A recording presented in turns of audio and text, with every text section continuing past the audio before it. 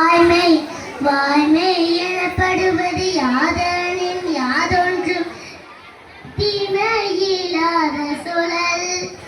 பொருள்: வாய்மை என்று கூறப்படுவது எது என்றால் மற்றவர்க்கு ஒரு சிறிதும் தீங்கு இல்லாத சொற்களை சொல்லுதல் ஆகும். பொய்மையும் வாய்மையிடத்த புரை தீர்ந்த நன்மை பயக்கும் எனின். பொருள்: நாம் சொல்கிற ஒரு பொய் யாரையும் பாதிக்கவில்லை, பலருக்கு நன்மை தருகிறது என்றால் அது பொய்யே அல்ல, அதை உண்மையாகவே கருதலாம்.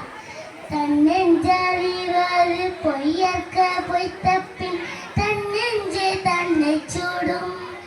பொருள்: ஒருவன் தன் நெஞ்சம் அறிவதாகிய ஒன்றை குறித்து பொய் சொல்லக்கூடாது.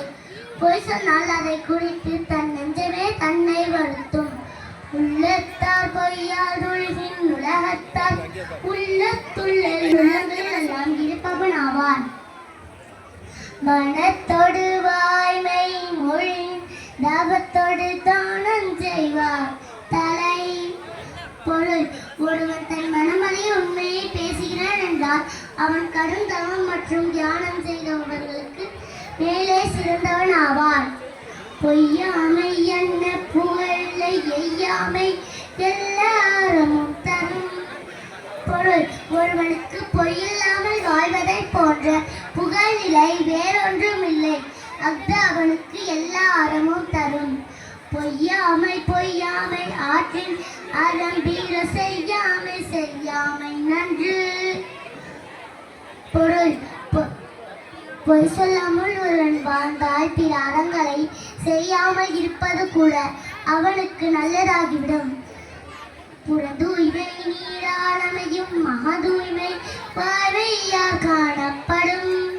பொருள்: மனித உடலில் மேல்படரும் அழுக்கானது நீரில் குளிப்பதால் தூய்மை அடையும்.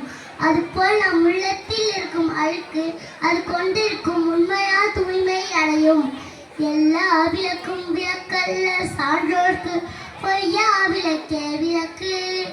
பொருள்: புறத்தில் உள்ள இருளை நீக்கும் விளக்குகள் எல்லாம் விளக்குகள் அல்ல, சான்றோர்க்கு அகத்து இருள் நீக்கும் பொய்யாமை ஆகிய விளக்கே விளக்கு ஆகும்.